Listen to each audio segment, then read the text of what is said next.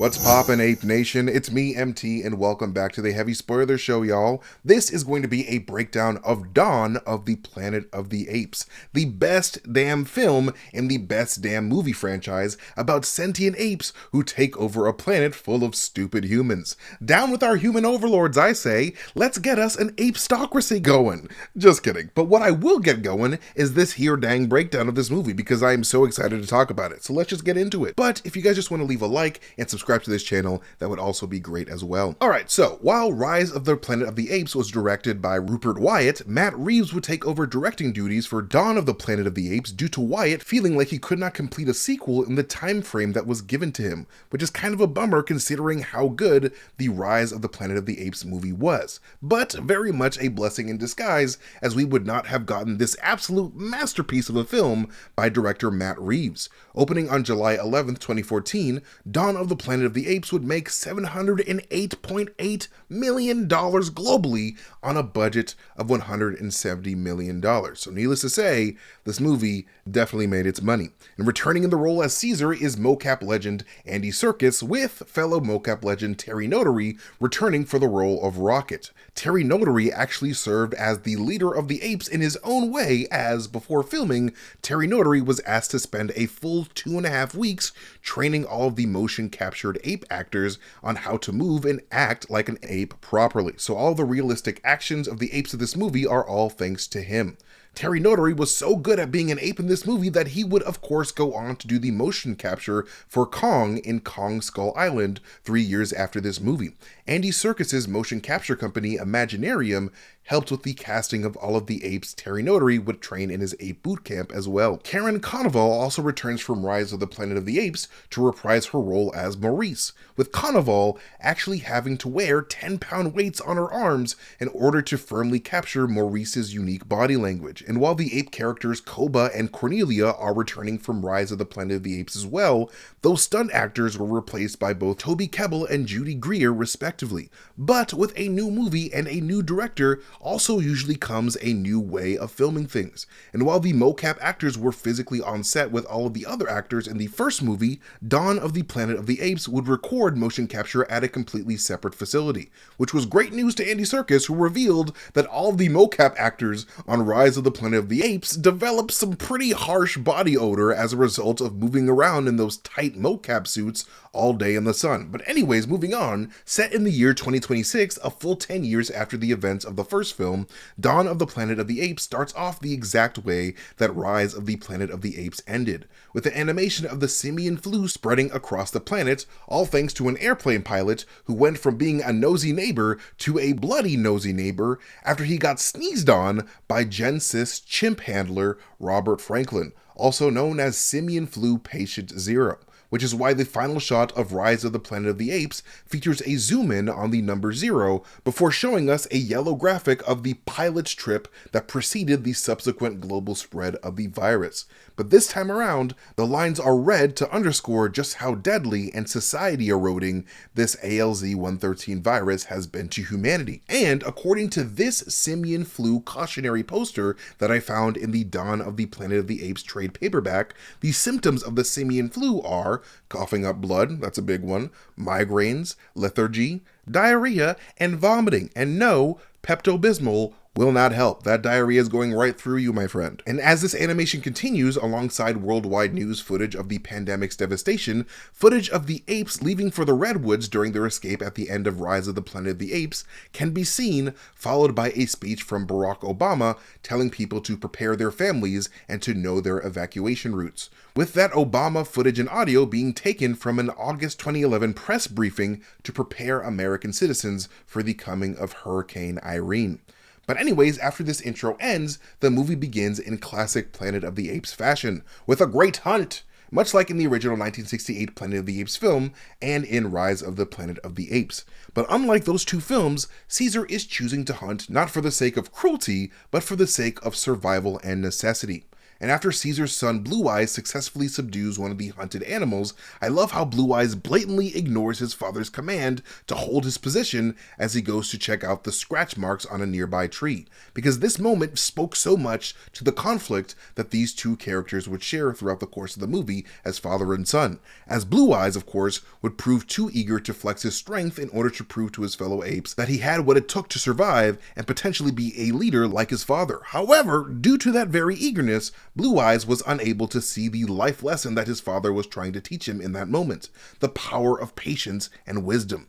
A lesson that Caesar was taught by his own father, Will Rodman, through Will's various cognitive tests that he ran on Caesar from a super young age. Caesar playing chess with his father over and over and over again taught him the value of looking before one leaps, and always looking for signs of your opponent's next move. Attributes that are vital for someone in a leadership role. But unfortunately, Blue Eyes had to learn the hard way and almost found himself becoming a picnic for a very hungry Yogi the Bear. But luckily for the both of them, Koba was nearby to give that bear the fiber it desperately craved by giving it a spear through the spine. Yum yum yum, breakfast is served. But what I love the most about this moment is how it established both Caesar and Koba's personalities right from the jump, because while Caesar was trying to use a non-violent approach to get rid of that bear through intimidation, Koba was willing to go straight for the kill, immediately showing the audience the stark contrast between Caesar and Koba's mindsets, because that boy Koba is a straight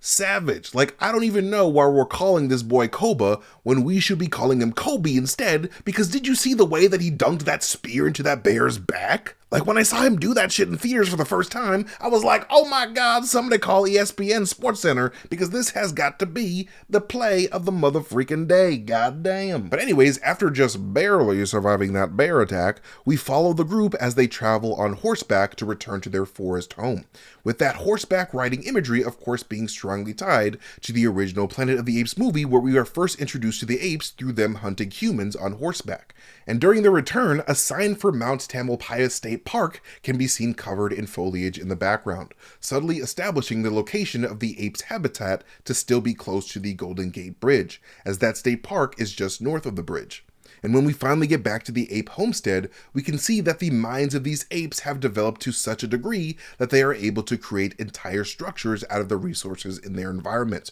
which is absolutely crazy considering that I couldn't pitch a tent without causing a moderate to severe forest fire by accident. It's really that bad. Camping is not my thing, so I tip my hat to all of these intelligent banana-loving ballers for real, because my ass would not survive on Man vs. Wild. Let me tell you, I would be crying within the first 30 minutes. But it's clear that these apes know the value of knowledge, and we see this best when we see Maurice trying to teach their cute little chimpanzee students their ABCs and 1, 2, 3s while simultaneously instilling in them the core mantras of ape society, as we can see the words "ape no kill ape" followed by the words "apes together strong" on the wall here, with both of these commandments having been clearly crafted by their leader Caesar's compassionate ideology. Though you can still definitely see that these little baby apes are far more interested in how cool the return hunting party looks like rather than learning the fundamentals of being a civilized sentient simian, which I thought was a nice subtle way of the movie showing us a nature versus nurture struggle within the mindsets of these apes, as their naturally savage and wild nature appears to be just as strong as their interest to be nurtured by the tenets of being part of an evolving society.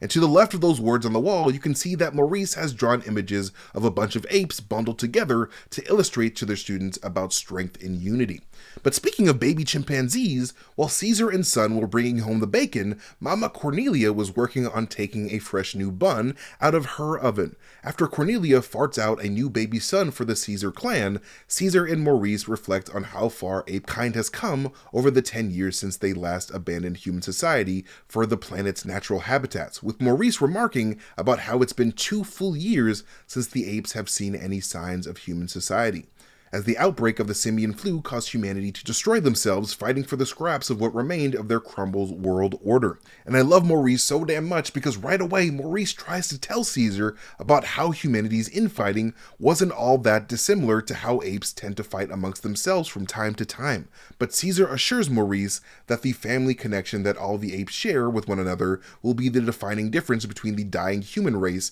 and the rise of the ape race. But needless to say, Caesar would soon be proven wrong by the end of the film, because him and Koba finna go at it, man. But anyways, the scene then transitions to Blue Eyes and Rocket's son Ash returning back to camp after hanging out like best bros do, with Ash making fun of Blue Eyes about his bear attack like, psh, I wouldn't have let that shit happen to me though, which is hilarious considering that Ash gets shot by this pansy-ass dude Carver only seconds later after this, so that is karma to the fullest. But honestly, this wasn't really Ash's fault, as Blue Eyes was just trying to intimidate a gun-wielding Carver, just like he saw his dad try to intimidate the bear earlier. So you can't say that Blue Eyes wasn't paying attention to his father's teachings. But anyways, after Caesar and his gang roll up on this small band of human main characters, they all quickly tell them to get off their damn lawn immediately before Caesar orders Koba to go follow them. This band then leads Koba and his simian squad to head back to the Golden Gate Bridge, the bridge that all the apes had to battle their way across in order to secure their freedom 10 years ago. But anyways, as Malcolm and his team head back to their San Francisco headquarters, we can see that said headquarters is located directly across the street from the Federal Reserve Bank of San Francisco, the roof from which Koba and his recon team observed the human encampment located on Market Street. We would learn later on in the movie that the address of this headquarters is at 1 Market Street to be exact. So if yo ass had a postcard that you wanted to send to a family member in San Francisco, you could send it there, but chances are no one's picking up that letter from the mailbox because society gone. But anyways, from there, the scene then transitions back to Caesar's ape colony as Maurice goes through Alex's rather disturbing art book with Caesar, Koba, and some other apes, with the pages that they go through showing us a look into just how this post-apocalyptic planet has been weighing on Alex's mind. On the left page, we can see what appears to be a little boy looking at a woman whose hands and lower torso are covered in blood, with that woman very likely being Alex's mother and Malcolm's first wife, Rita. If you've read the Dawn of the Planet of the Apes prequel comic, then you already know how messed up Alex's childhood was before the days his family joined the colony. That comic tells us the story of how hard Alex, Malcolm, and Rita had to survive in the face of all of the chaos of human beings fighting with one another in a post-apocalyptic setting, with Alex seeing his fair share of death. In fact, in the comic, we see a younger Alex being kidnapped, stuffed in a van, and almost trafficked by some marauders,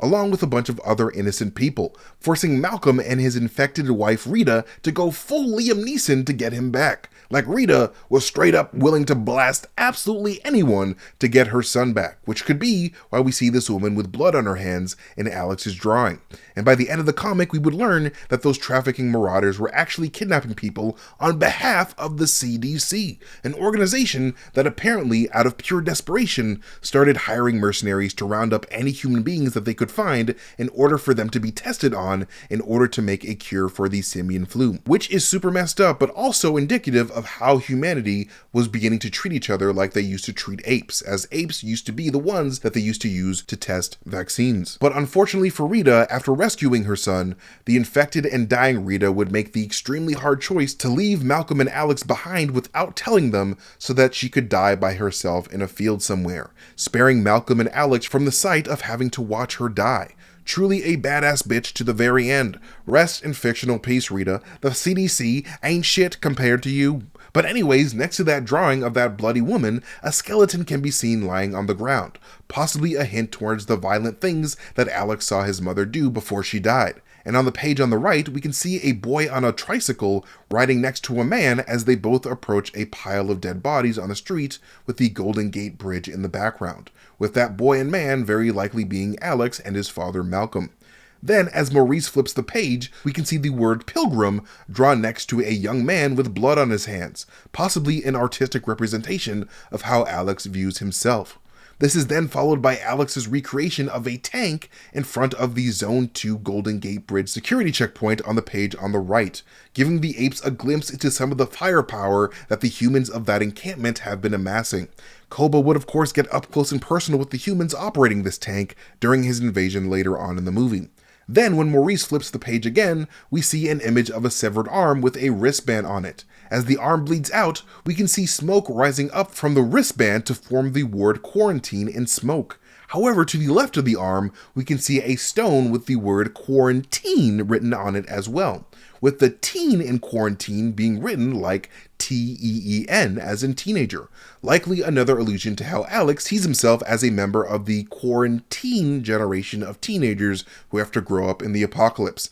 And on the page on the right, we can see a drawing of a freshly married couple with the words "Till death do us part" above them in drippy and bloody text. And an ambulance van with the word "scam" on it can be seen next to the couple, a possible hint towards Alex's trauma of being shoved into a van and almost trafficked to the scammers at the CDC. And the final page that Maurice flips to during the scene is of course a drawing of Alex being pushed on a swing by his mother, next to a photograph and drawing of Rita before she died. And as Maurice goes through this art book, sticking out of Alex's bag in the background, we can see a trade paperback copy of Black Hole by Charles Burns, a comic book story about a group of teens who have no choice but to run away from society into the woods after coming into contact with an STD that causes them to undergo unpleasant physical mutations, very much mirroring what happened with Caesar and the apes at the end of Rise of the Planet of the Apes. Alex would of course graciously gift this very same book to Maurice later on in the film. But anyways, after seeing these disturbing drawings of the worst of humanity, Koba tries to urge Caesar that they should preemptively attack, to which Caesar displays his forward-thinking skills by yelling no, because he knows how vindictive and unforgiving the heart of a vengeful man can be, and he doesn't want to bring war to his people as they're just starting to grow and introduce the next generation of apes. However, while Caesar tries to be better than mankind by promoting peace, he obviously failed to see the unforgiving, vindictive vengefulness in Koba's heart,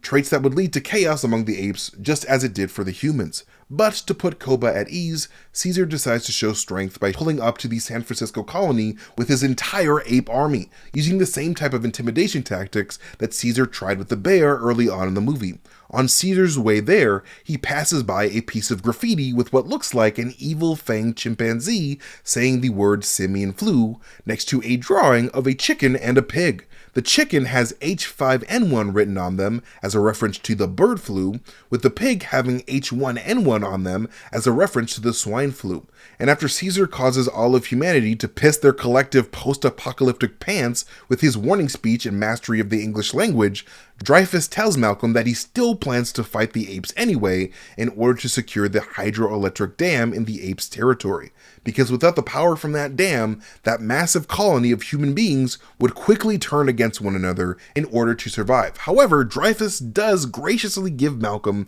3 days to head back into ape territory to try to negotiate a more peaceful alternative with Caesar. And after this, Malcolm then decides to make the incredibly stupid but ballsy move of returning back to the apes' territory with the exact same group of people that started the ape-human friction in the first place, including Carver, the biggest dumbass in the world. So the apes are naturally pretty pissed about that, leading to Malcolm being dragged through the mud by Caesar's guerrilla guard to be brought before Caesar for judgment. As Malcolm is brought in, the rock ledge that Caesar would eventually stand on to address Malcolm has Caesar's circular symbol for home on it, the same symbol found on his old bedroom window back when he used to live in San Fran with the white man from Spider-Man. And in my breakdown of Rise of the Planet of the Apes that you can watch here, I bring up how this window symbol for home seems to be modeled with the bright eye theme in mind, as the symbol itself looks like an eyeball with a shine in the middle. And since all the apes exposed to the ALZ virus were mutated into developing bright green eyes,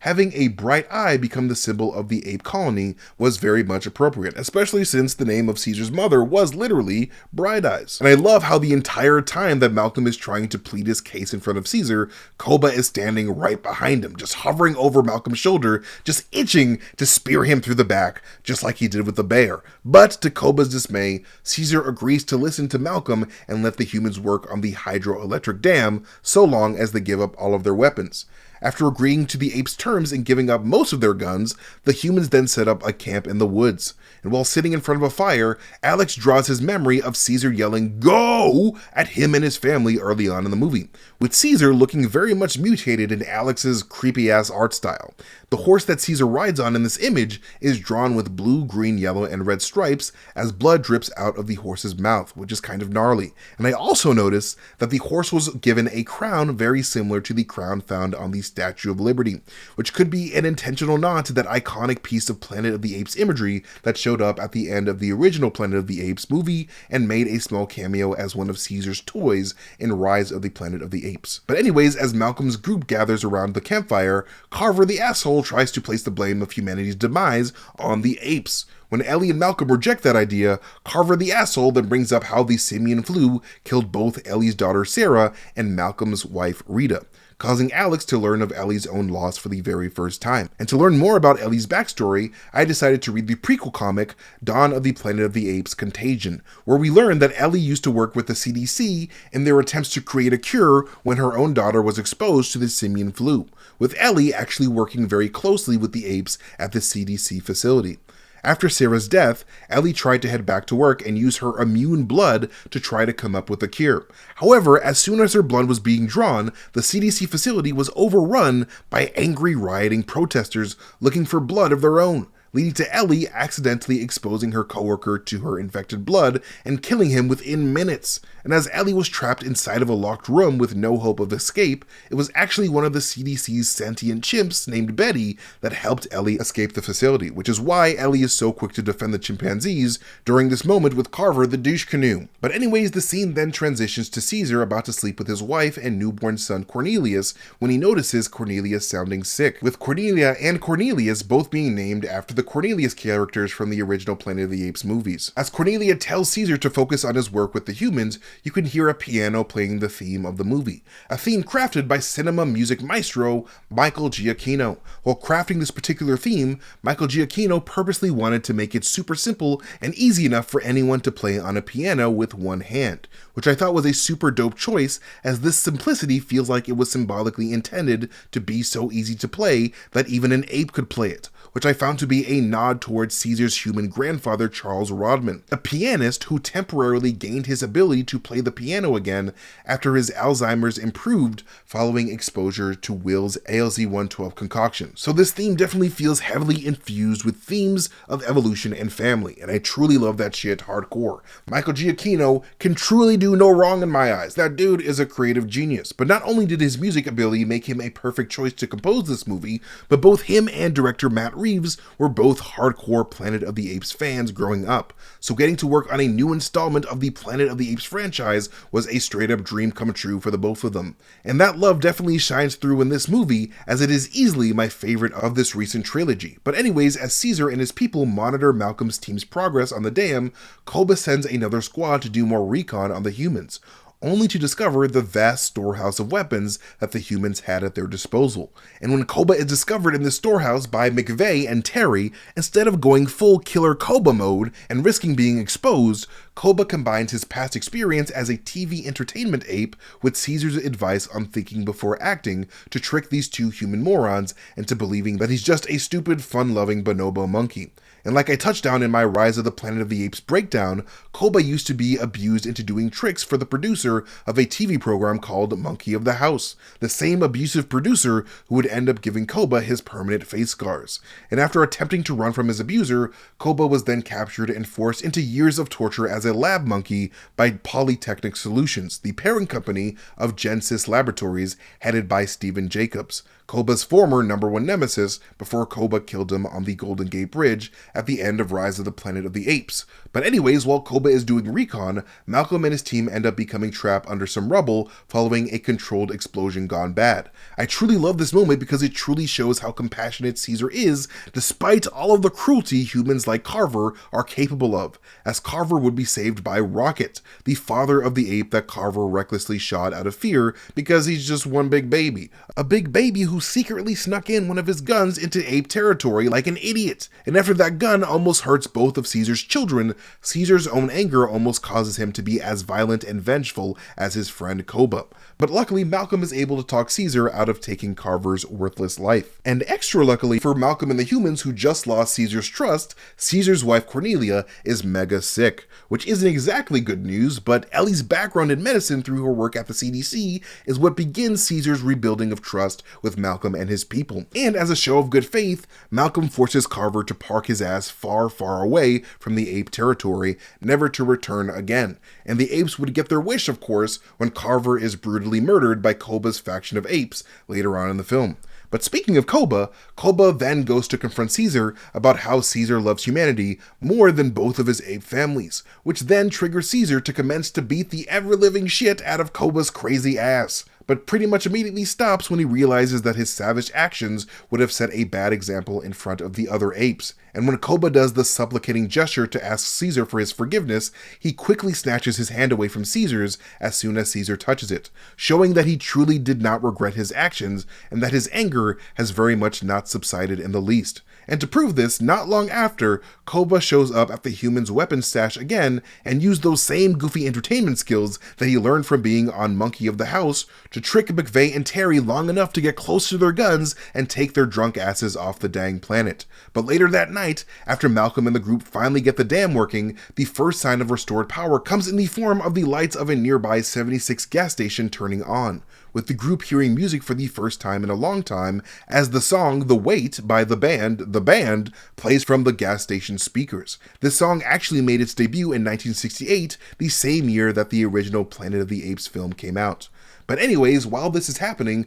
Koba kills Carver and then heads back to the colony with his cool new gun to shoot Caesar, causing Caesar to fall and disappear into the woods below. And after Blue Eyes finds the human weapon that was used to kill his father, Koba manipulates Blue Eyes and the other apes to chase down Malcolm's group and start a vengeful counterattack on the city. Meanwhile, all the humans at the San Francisco headquarters dance and celebrate the power returning to their tower. Everyone but Gary Oldman's Dreyfus, who uses his freshly charged iPad in order to look at pictures of his old army platoon before crying at old photos of his wife Maddie and his sons Edward and John, a family that he lost because of the simian flu. And fun fact, those pictures are actually straight up Gary Oldman's personal family photos of him and his kids. So I can definitely imagine that he used those images of his own children to aid in his tearfully emotional performance. And though it's not mentioned in this movie, the book Dawn of the Planet of the Apes Firestorm touches on Dreyfus's background, including how after his time in the military,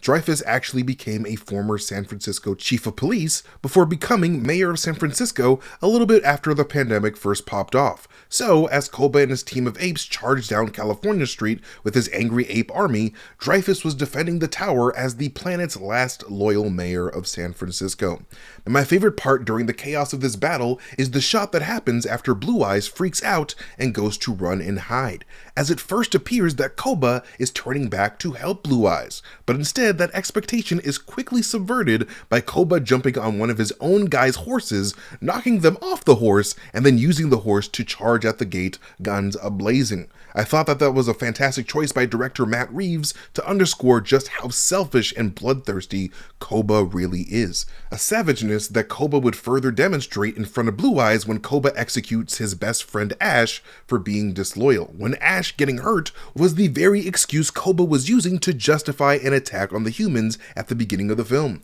But all Koba really wanted was to satiate his need for revenge for being abused by humans all of his life. But anyways, after Malcolm, Ellie, and Alex come across a wounded Caesar in the forest, Caesar directs them to Will Rodman's old house in San Francisco, a house overgrown with vegetation with an X marked on the front of the house placed there by FEMA to indicate that there are residents inside infected with the simian flu. All that, combined with Will Rodman's car being seen rotting in the driveway, very much implies that Will Rodman and his wife were among the first to die from the plague that Will helped make, which makes sense because,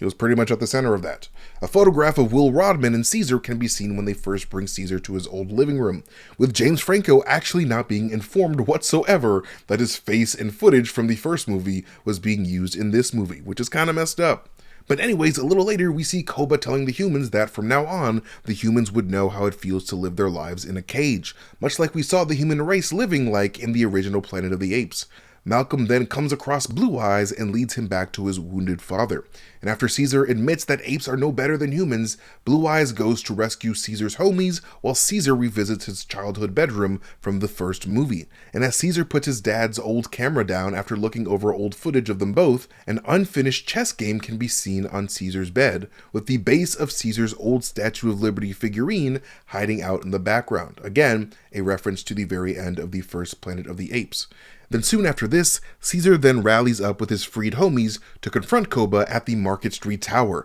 with Dreyfus being so goddamn angry at the apes that he was willing to blow him and his homies up in order to get his own revenge on the apes for killing his family. And even though it makes perfect sense for the Caesar-Koba tower fight sequence at the end of the movie to be 100% computer generated, I still can't believe it to this day, because holy shit, is this entire sequence totally photorealistic in my opinion. Like, the VFX team truly went off on this one. But anyways, at the end of their fight on the tower, Caesar declares that Koba was no longer an ape and sends him falling to his death. Just like Koba sent Stephen Jacobs falling to his death in the first movie, which I thought was perfect poetic symmetry. And while director Matt Reeves did intentionally leave the door open for Koba's return in the movie's sequel by intentionally leaving the sounds of rubble and heavy breathing in the end credits, Reeves would scrap his original plan to have Koba return for the third movie and team up with a human group to destroy Caesar in order for Koba's story to have a fitting and final ending. And finally, after Malcolm and Caesar say their goodbyes after Koba's death,